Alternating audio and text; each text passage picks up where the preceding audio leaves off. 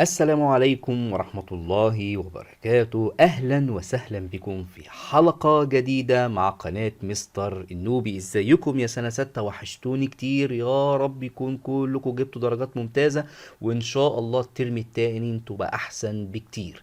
الدرس الأول معانا النهاردة هو نمو وتوزيع السكان. طبعا واضح جدا اللي احنا هنتكلم عن سكان الوطن العربي. هنبدأ الأول ناخد كده معلومة صغيرة قبل ما نبدأ الدرس بتاعنا. بيقولك إن العالم بيحتفل باليوم العالمي للسكان. إمتى يا مستر اليوم ده؟ 11 يوليو. إمتى؟ 11 يوليو. ده أول معلومة. المعلومة التانية نخلي بالنا منها إن عدد سكان مصر وصل إلى 112 مليون نسمة، وعشان كده انطلقت من على أرضنا في العاصمة الإدارية الجديدة مؤتمر العالمي للصحة والسكان. المؤتمر ده كان امتى يا مستر؟ كان السنة اللي فاتت 2023، وشارك فيها 8000 شخص من مصر ودول العالم. طب ايه هدف المؤتمر ده؟ ان هو بيتكلم عن سكان اصحاء من اجل تنمية مستدامة. تعال بقى نتكلم عن عدد سكان الوطن العربي سنة 2000 و2023. طبعا هنلاحظ ان في 2000 كان 278.5 مليون نسمة، لكن في 2023 وصل 474 مليون نسمة، وطبعا ده معناه ان العدد في تزايد مستمر. طيب تعالى نعرف بقى مع بعض احنا ترتيبنا على مستوى العالم كوطن عربي. قال لك احنا الترتيب الرابع بعد الهند والصين وأوروبا، وقال لك احنا متوقع في 2030 هنوصل ل 534 مليون نسمة، يعني معناها ان احنا في تزايد مستمر. طيب ايه هو معدل النمو؟ يعني ايه نمو؟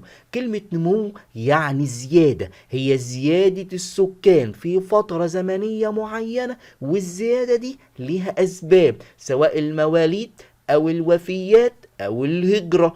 طيب وده معناه ان معدل النمو السكاني في الوطن العربي مرتفع مقارنة بالمعدل العالمي. ازاي؟ تعال اقول لك. بص كده، معدل النمو السكاني للوطن العربي نسبته 1.8% سنويا.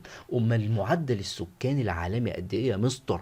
أقل من 1%. فده معناه إن المعدل النمو السكاني في ارتفاع.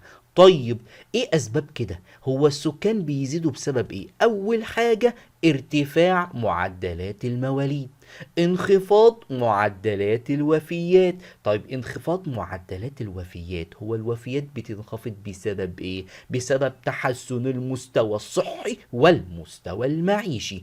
طيب وايه كمان؟ الهجرة. هجرة، انا دولة مثلا زي السعودية قاعدة ومرة واحدة جالي عدد من السكان من دول تانية بيشتغلوا عندي زي مصر وسوريا وغيرهم.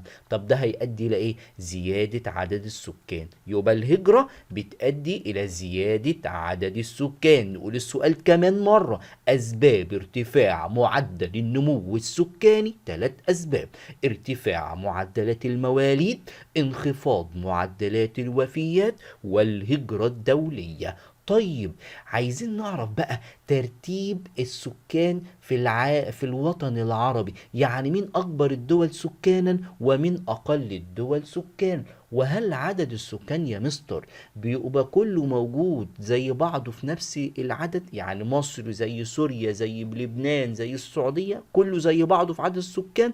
طبعا لا. هنلاقي ان اكبر دولة في عدد السكان مصر. مصر أولى الدول العربية من حيث عدد السكان، بعديها السودان، بعديها الجزائر، بعديها العراق. طب مين أقل دولة؟ جزر القمر.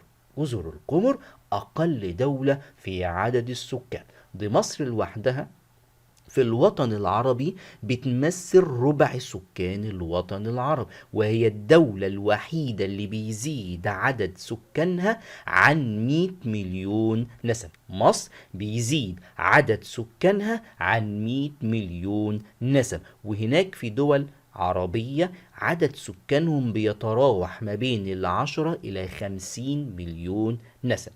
لكن الدول اللي بيقل عدد سكانهم عن 10 مليون نسمة، زي عندنا 11 دولة عربية. طيب تعالى بقى نبدأ نتكلم عن مناطق التركز السكاني في الوطن العربي. هنلاقي ان السكان بيزيدوا في 3 أو 4 مناطق أساسية، زي السهول الفيضية والسهول الساحلية والمناطق المرتفعة المعتدلة والمناطق الصناعية ومناطق التعدين. لو جالنا سؤال أماكن تركز السكان، يعني إيه تركز السكان؟ يعني فيها سكان كتير. السهول الفيضية زي نهر النيل في مصر والسودان، ودجلة والفرات في العراق. السهول الساحلية اللي مطلة على البحر زي بلاد الشام وشمال افريقيا، جوها معتدل جميل وفيها مية عذبة اللي هي الامطار. اما بعض المناطق المرتفعة مش كل، زي مناطق مرتفعات لبنان جوها معتدل، وطبعا المناطق الصناعية والمناطق التعدين. طيب يقل السكان فين؟ بيقل السكان في المناطق الصحراوية زي الصحاري الكبرى في الجناح الافريقي وصحراء الربع الخالي في الجناح الاسيوي. طيب عايزين نعرف بقى يعني ايه الكثافة العامة؟ يعني ايه تعريف الكثافة العامة؟ الكثافة العامة هي عدد السكان اللي بيعيشوا على مساحة معينة من الأرض، بس كده. بشوف عدد السكان اللي بيعيشوا على مساحة معينة من الأرض، اسمها الكثافة العامة. طيب هي الكثافة العامة في الوطن العربي قد إيه؟ 35 نسمة لكل كيلو متر مربع. طب في سؤال تاني، هل الكثافة العامة دي يا مستر ثابتة في كل الدول؟ لا، بتختلف من دولة لأخرى. يبقى الكثافة العامة بتختلف من دولة لأخرى. هناخد مع بعض بقى آخر نقطة في الدرس دي، وهو إيه المشكلات اللي بتواجه السكان.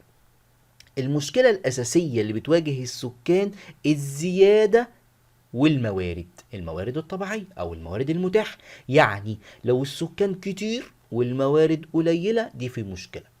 والسكان قليلين أو والموارد كتير، يبقى دي فيها مشكلة. طيب تعال نشوف الأول مشكلة فائض السكان ونقص الموارد. زي عندنا في مصر وسوريا، عندنا سكان كتير والموارد قليلة. طبعا في مصر وسوريا دي مشكلة.